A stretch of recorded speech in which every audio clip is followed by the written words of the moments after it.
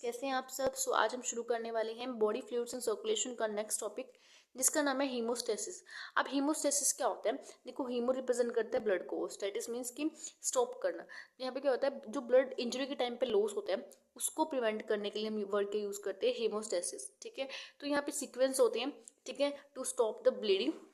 ठीक है, अब कौन कौन से होते हैं? देखो, फर्स्ट हमारे पास है वेस्कुलर स्पाज्म। वेस्कुलर स्पाज्म, देखो जहाँ पे भी स्पाज्म मतलब है ना, मतलब क्या होता है स्पाज्म का कि कॉन्ट्रैक्शन करना। ठीक है, तो हम इसको वैसो कॉन्स्ट्रिक्शन भी बोल देते हैं। ठीक है, दूसरा हम इसको वैसो कॉन्स्ट्रिक्शन भी बोल सकते हैं। नेक्स्ट है प्लेटलेट्स प्लग फॉर्मेशन, यानी प्लग का फॉर्मेशन हो जाता है। थर्ड हमारे पास ब्लड क्लोटिंग, ये सबसे आखिरी स्टेप होता है जिसको हम कोएगुलेशन के नाम से भी जानते हैं। अब हम देखो इन तीनों को एक इमेज के थ्रू हम जानेंगे क्या होती है। तो फर्स्ट इमेज में हमें दिखाया है वेसल इंजरी। देखो यहाँ पे जो वेसल इंजरी हुई है, तो देखो यहाँ पे क्या हुआ, जो वेसल की इंजरी, डैमेज वेसल, ठीक है, उसमें से क्या हुआ, ब्लड, जो ब्लड सेल्स थे वो लॉस होने लगे। ठीक है, तो यहाँ पे 2 मिनट में आपकी इमेज थोड़ी ना क्लियर नहीं आ रही है, तो मैं थोड़ा सा लाइट को ऑफ कर देती हूँ। अब सही है। तो यहाँ पे जो वेसल इंजरी है, वेसल इंजरी में क्या हुआ, डैमेज वेसल। तो यहाँ पे जो ब्लड लॉस होता है, जब वेसल डैमेज हो जाएगी तो यहाँ पे ब्लड लॉस होगा, ऑब्वियसली बात है, प्लेटलेट्स बाहर जाएंगे। तो फर्स्ट पॉइंट क्या हुआ, किसी को इंजरी हो गई, ठीक है, तो ब्लड लॉस होने लग गया। तो नेक्स्ट हमारे पास है वैसो कॉन्स्ट्रिक्शन। अब वैसो कॉन्स्ट्रिक्शन में वही स्पाज्म, ठीक है, वैसो स्पाज्म इसको बोल देते हैं। तो यहाँ पे वैसो स्पाज्म में क्या होता है, देखो यहाँ पे कॉन्स्ट्रिक्शन हो गया वेसल्स का।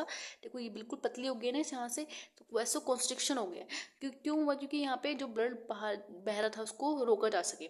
ठीक है, यही इसका पर्पस होता है। नेक्स्ट हमारे पास है प्लेटलेट्स प्लग फॉर्मेशन। तो यहाँ पे क्या होता है, जो प्लेटलेट्स बह रहे होते हैं ब्लड के अंदर, तो वो ही जाकर एक्टिव हो जाते हैं एक्टिव फॉर्म में। तो यहाँ पे प्लेटलेट्स फॉर्म, एक तरह से प्लेटलेट्स लग जाते हैं एक्टिव फॉर्म में। और यहाँ पे देखो, यहाँ पे प्रोजेक्शन भी है, अगर आप देख पा रहे हो अच्छे से, तो हल्की हल्की प्रोजेक्शन भी निकली हुई है, थ्रेड लाइक। ठीक है, तो हम इसको प्रोजेक्शन बोल देते हैं। ठीक है, ताकि ये अच्छे से चिपक सके आपस में। ठीक है, नेक्स्ट हमारे पास है जो आखिरी स्टेप होता है फाइब्रिन स्टेंस। आखिरी में फाइब्रिन स्टेंस बड़े बड़े निकल जाते हैं, जिससे नेटवर्क फॉर्म हो जाता है। ठीक है, उसको हम कोएगुलेशन बोल देते हैं। इस नेटवर्क के अंदर क्या होता है, ब्लड फंस जाते हैं ताकि वो बाहर ना जाए। ठीक है, जब ब्लड फंस जाएंगे तो अच्छे से प्रॉपर तरीके से ब्लड बहेगा। ठीक है, लॉस नहीं होगा हमारा ब्लड। ठीक है, और यहाँ पे एक इंटरेस्टिंग सा डायग्राम है, इसमें आपको दिखाया है। देखो ये पूरे नेटवर्क में क्या हुआ, जो रेड ब्लड सेल है वो फंसे हुए हैं, ये फाइब्रिन स्टैंड्स हैं, ठीक है, बड़े बड़े। उसके बाद व्हाइट ब्लड सेल प्लेटलेट्स जो है इसके अंदर, देखो ये व्हाइट ब्लड सेल है, येलो कलर का बड़ा सा दिखाई दे रहा है, व्हाइट ब्लड सेल है जो ट्रैप हो चुका है इस नेटवर्क के अंदर। ठीक है, अब इसको हम क्या बोलते हैं, ब्लड क्लॉट। ठीक है, तो एक तरह से बहुत ही सुंदर सी पिक्चर है, अगर उसको स्क्रीनशॉट लेना चाहते हो ले सकते हो। ठीक है,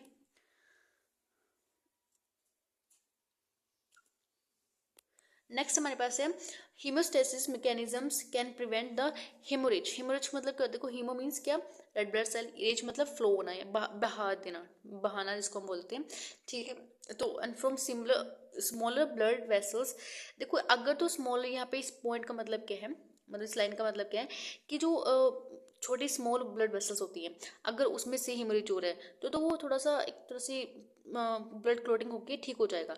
लेकिन अगर थोड़ा सा सीवियर, यानी थोड़ा सा बड़ा कोई लार्ज वेसल्स थोड़ी इंजर्ड हुई है, तो उसमें हमें एक तरह से मेडिकल इंटरवेंशन देना पड़ेगा, यानी एक तरह से टांके उसमें लगाने पड़ेंगे हमें। ठीक है, हम देखते हो ना कि किसको ज़्यादा बड़ी इंजरी लग गई हो, ठीक है, तो हम उसको टांगों के साथ सही करते हैं। ठीक है, बोल कई बार सुना भी होगा आपने, इंजरी, उसकी इंजरी पे 2 टांके लगे हैं, 3 टांके लगे हैं, तो उसके अकॉर्डिंग हम, इंजरी के अकॉर्डिंग हम देखते हैं कितना बढ़िया हमें उसको स्टिचेस करने पड़ते हैं। ठीक है, नेक्स्ट हमारे पास है प्लेटलेट स्टोर। प्लेटलेट्स अपने अंदर क्या स्टोर करके रखता है? पहला हमारे पास है क्लोटिंग फैक्टर, ठीक है, कैल्शियम, सेरोटोनिन, एडीपी, ये कुछ होते हैं। ठीक है, इसमें से कुछ इसका यूज़ होता भी है, किसी का नहीं होता। ठीक है, वो हम बाद में देखेंगे। ठीक है, it causes the proliferation of vascular endothelial cells and vascular smooth muscle fibre and fibroblast. ठीक है, तो नेक्स्ट हमारे पास है steps of platelets plug formation. तो देखो यहाँ पे कौन कौन से स्टेप्स होते हैं प्लेटलेट्स प्लग फॉर्मेशन के। तो फर्स्ट देखो हमने देखा था इंजरी हो गई है, ठीक है, अब हम देखेंगे सेकंड नंबर पे प्लेटलेट्स प्लग फॉर्मेशन। अब प्लग फॉर्मेशन जो है उसमें 3 स्टेप्स होते हैं, वो हम देखेंगे। तो फर्स्ट हमारे पास होता है प्लेटलेट्स एडेशन, यानी platelets conduct and stick to the part of damage blood vessels. आपने देखा था जो ब्लड वेसल्स जो एक तरह से आप बोल सकते हो प्लेटलेट्स जो थी, जब एकदम से डैमेज हो गई थी वो वेसल, तो वहाँ पे आके स्टिक हो गई थी। ठीक है, ठीक है, पहले तो वही होगा कि प्लेटलेट्स एडेशन, यानी एक तरह से स्टिक हो जाएंगी जाकर वेसल्स के ऊपर। नेक्स्ट हमारे पास है प्लेटलेट्स रिएक्शन, रिलीज रिएक्शन, यानी वहाँ पे रिलीज क्या होगा, देखो यहाँ पे क्या होगा, प्लेटलेट्स एक्सटेंड मैनी प्रोजेक्शन, हमने देखा था ना प्लेटलेट्स हल्की हल्की प्रोजेक्शन निकाल रही थी, ठीक है, begin to liberate and conduct to their vesicle liberated ADP and, ये थोड़ा सा मतलब मेजर है, अगर आपको करना है देख लेना। नेक्स्ट हम देखते हैं प्लेटलेट्स एग्रीगेशन। अब प्लेटलेट्स एग्रीगेशन मतलब क्या होता है, देखो हमने देखा था ना एडीपी हमने देखा था, तो एडीपी क्या करता है, makes other platelets in the area sticky, जो और भी प्लेटलेट्स होती है ना उसको स्टिकी कर देता है, ठीक है। एक्युमुलेशन और attachment of large number of platelets from the mass called a platelets plug, ठीक है। तो यहाँ पे प्लेटलेट्स प्लग बन जाते हैं, अगर प्लेटलेट्स स्टिकी नहीं होंगी तो आपस में नहीं चिपकेंगी वो, ठीक है। नेक्स्ट हमारे पास है platelets plug is very efficient in preventing blood loss in a small vessel. हमने देखा था जो जब स्मॉल वेसल्स में इंजरी हो जाती है तो ज़्यादा मतलब खून नहीं बहता उस टाइम पे, ठीक है। तो वो नॉर्मल प्लग से भी ठीक हो जाता है, नॉर्मल क्लॉटिंग होती है अगर प्लेटलेट्स प्लग करती है ना वहाँ पे, तो वहाँ पे वो नॉर्मल ठीक हो जाता है। लेकिन अगर बड़ा कुछ हो, बड़ी इंजरी हो जाए तो वहाँ पे हमें स्टिचेस उसमें देने, स्टिचेस हमें लगाने पड़ जाते हैं, ठीक है। नेक्स्ट हमारा जो है, initially the platelets plug is loose, obvious बात है शुरुआत में तो प्लेटलेट्स प्लग जो है लूज होगा, तभी तो खून शुरुआत में बहता है, उसके बाद पाँच मिनट बाद वो रुक जाता है, 3 4 5 मिनट बाद वो रुक जाता है, ठीक है। And it become quick tight then the reinforced by fibrin threads and formed during clotting, ठीक है। तो उसके बाद क्या होता है, अच्छे से जो फाइब्रिन है वहाँ पे फॉर्म हो जाते हैं, ठीक है, उससे ब्लड अच्छे से रुक जाता है, ठीक है। नेक्स्ट हमारे पास है ब्लड क्लोटिंग।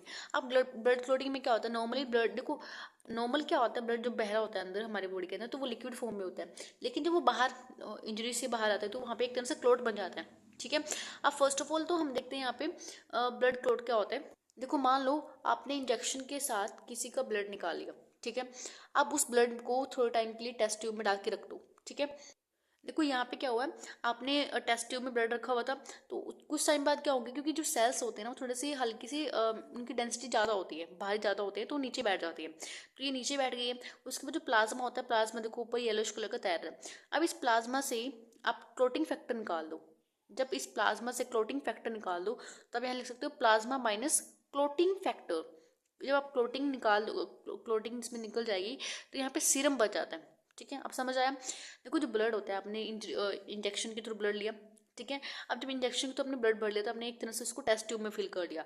टेस्ट ट्यूब में क्या होता है, कुछ टाइम बाद जो रेड ब्लड सेल होते हैं वो नीचे बैठ जाते हैं, ठीक है, क्योंकि उनकी डेंसिटी थोड़ी सी ज़्यादा होती है एज कम्पेरेटिव टू प्लाज्मा। तो प्लाज्मा देखो ऊपर बैठा हुआ है, ठीक है, और जो रेड ब्लड सेल है वो नीचे बैठ गई है, ठीक है। तो जो सेल्स हैं 45% होते हैं और प्लाज्मा 55% होता है, ठीक है। अब प्लाज्मा से माइनस कर दो क्लोटिंग फैक्टर। अब क्लोटिंग फैक्टर जब माइनस कर देंगे तो हमारे पास क्या बचता है, सीरम। देखो यहाँ से हमने क्या किया, पहले में देखो यहाँ पे लिखा हुआ है preparation of blood plasma anti clotting wool blood separate by the gravity. अब क्या होता है, ग्रेविटी की मदद से जो ब्लड की सेल्स होती हैं, ठीक है, वो नीचे बैठ जाएंगे। एंड सेकंड पार्ट में क्या लिखा हुआ है, अ ब्लड क्लोट इज सीरम। तो यहाँ पे जो सीरम के अंदर ब्लड क्लोट बना हुआ है ना, तो देखो प्लाज्मा के अंदर से हम जब क्लोट निकाल रहे हैं तो सीरम बच जाता है। तो सीरम स्ट्रोक कलर का होता है, थोड़ा सा येलो स्ट्रोक कलर का, देखो आप देख भी रहे हो हल्का सा येलो स्ट्रोक कलर का है, ठीक है। और उसके बाद तो वही लिखा हुआ है यहाँ पे जो मैंने अभी थ्योरी में बताया था ना, सब वो एक बार पढ़ लेना, ठीक है। तो stroke colour of liquid called serum, ठीक है, प्लाज्मा माइनस क्लोटिंग प्रोटीन सब निकाल लेते हैं तो उसको एक तरह से क्या बोलते हैं, सीरम बोल देते हैं, ठीक है। उसके बाद जो जेल बच जाती है उसको हम क्लोट बोल देते हैं, ठीक है, वही क्लोट होते हैं, ठीक है। और यही क्लोट जो होता है ना बहुत ही आगे की प्रॉब्लम भी क्रिएट करता है, ठीक है। लेकिन ये क्लोट अच्छा भी है, जब इंजरी भी टाइम पे होता है तो अच्छा भी होता है ये। लेकिन इस यही क्लोट अगर हार्ट की किसी वेसल में हो जाए, कोरोनरी आर्टरी डिजीज हम पढ़ेंगे वहाँ पे अगर हो जाए तो बहुत ही नुकसानदेह होता है हमारे लिए, इनफैक्ट बॉडी पर्सन की डेथ तक हो जाती है, ठीक है। आपने सुना होगा हार्ट अटैक, हार्ट फेलियर, ठीक है, आपने एंजाइना पेक्टिवलिस के बारे में सुना होगा, तो वो भी हम देखेंगे आगे जाके, ठीक है। तो यहाँ पे दो टर्म्स हमारे पास, प्रोकोगुलेंट्स एंड एंटीकोगुलेंट्स। तो प्रोकोगुलेंट्स क्या होते हैं, यानी प्रो मतलब एक तरह से देखो यहाँ पे स्टिमुलेट कर रहे हैं क्लोटिंग को, जो क्लोटिंग को स्टिमुलेट करते हैं उसको हम क्या बोलते हैं, प्रोकोगुलेंट्स। और जो एंटी क्लोटिंग यानी एंटी मतलब अपोजिट उसका, यानी क्लोटिंग का अपोजिट। तो क्लोटिंग क्या होती है, एक तरह से धब्बा लगने, एक तरह से धक्का जिसको बोल सकते हो आप, ठीक है। धक्का जम जाना से हिंदी में बोलते हैं ना, तो क्लोटिंग मतलब क्लोट बन जाना वहाँ पे। तो क्लोट की एंटी यानी अपोजिट, तो एंटी अपोजिट क्या होगा, इनिबिट करना क्लोट को, यहाँ पे क्लोटिंग का इनिबिशन होता है, ठीक है। नेक्स्ट हमारे पास है स्टेजेस ऑफ ब्लड क्लोटिंग। तो यहाँ पे 3 स्टेजेस होती है। फर्स्ट हमारे पास है formation of prothrombin activators, next है conversion of prothrombin into thrombin, conversion of fibrinogen and into fibrin. तो यहाँ पे क्लोटिंग फैक्टर्स भी होते हैं काफ़ी सारे, ठीक है। देखो यहाँ पे मेन क्या है, यहाँ पे हमें चाहिए फॉर्मेशन ऑफ प्रोथ्रोम्बिन एक्टिवेटर। अब जो प्रोथ्रोम्बिन होता है उसको हम प्रोथ्रोम्बिनेज भी बोल देते हैं, एक तरह से एंजाइम होता है। ये क्या करता है, प्रोथ्रोम्बिन को थ्रोम्बिन में कन्वर्ट कर देते हैं, ठीक है। तो सबसे पहले इस एंजाइम का होना बड़ा इंपॉर्टेंट है, ठीक है। अब ये इंट्रिंसिक या एक्सट्रिंसिक पाथवे से हमें मिल सकता है, ठीक है। एक्सट्रिंसिक यानी थोड़ी सी आप बोल सकते हो इसमें क्या होता है, जो बाहर से हमें जैसे इंजरी लग जाती है ना कई बार, ठीक है, उसको हम बोलते हैं, जो बॉडी के अंदर होता है उसको हम एक्सट्रिंसिक बोल देते हैं, सॉरी इंट्रिंसिक बोलते हैं। और एक्सट्रिंसिक यानी बॉडी के आउटसाइड से हमें कोई इंजरी हो जाए, ठीक है। और हम आपने सुना भी होगा, अब बोलते हैं ना कई बार लोग बोलते हैं कि अंदरूनी चोट लगी है, ठीक है, तो बाहरी चोट तो आप देख भी सकते हो। तो उसी वजह से क्या होता है, तो यहाँ पे देखो चोट चाहे अंदरूनी हो या बाहरी हो, वहाँ पे क्या होता है, दोनों में क्या होगा, जो हमारे पास प्रोथ्रोम्बिन है वो उसका एक्टिवेशन होगा। तो प्रोथ्रोम्बिन यहाँ पे एक्टिवेट हो गया, ठीक है। उसके बाद हम इसको यहाँ पे लिखा हुआ है प्रोथ्रोम्बिनेज, यानी इसका ही दूसरा नाम है। तो ये प्रोथ्रोम्बिन को थ्रोम्बिन में कन्वर्ट करेगा विद किसकी हेल्प से, कैल्शियम की हेल्प से, ठीक है। अगर कैल्शियम नहीं होगा तो नहीं होगा ये। तो थ्रोम्बिन क्या करता है, एज अ यहाँ पे क्या करता है, फाइब्रिनोजन को यहाँ पे फाइब्रिन में कन्वर्ट करता है। अब फाइब्रिन आपको पता है क्या होता है, फाइब्रिन प्लाज्मा के बीच में जाके, सॉरी प्लेटलेट्स के बीच में जाके वहाँ पे इकट्ठा हो जाएंगे, नेटवर्क फॉर्म करेंगे, ठीक है, जिससे वो जो ब्लड है वो ट्रैप हो जाएगा वहाँ पे, ठीक है। Once a clot is formed it is plug the ruptured or the blood vessels and stop the blood loss, ठीक है। वही है, उसके बाद जो ब्लड क्लॉट है वो थोड़ा सा टाइट हो जाएगा, ठीक है, फाइब्रिन क्लॉट्स की वजह से, ठीक है। उसके बाद जो डैमेज वेसल थी उसको क्लोज कर देगा टुगेदर। जैसे आपने देखा था ना कि, आपको थोड़ा दिखाती हूँ, आपको थोड़ा इस लाइन का मतलब मैं आपको समझाने की कोशिश करती हूँ। देखो जब यहाँ पे फाइब्रिन बन चुके हैं, अब फाइब्रिन क्या करते हैं, इनको जो यहाँ पे देखो ये लेयर है, ये लेयर है, अभी थोड़ी खुल चुकी थी ना, इसकी वजह से टूटने की वजह से ये थोड़ा सा ब्लड बाहर आ रहा था।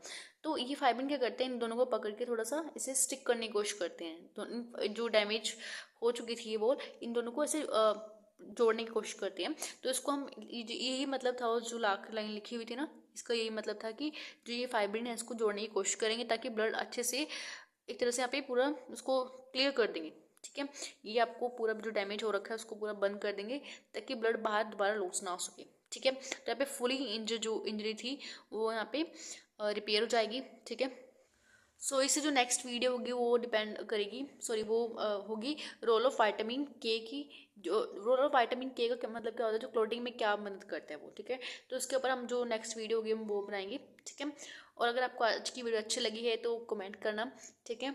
और अगर आपको कोई डाउट है तो प्लीज़ हमें कमेंट करके पूछ सकते हैं, ठीक है। And thank you for watching this video, have a nice day.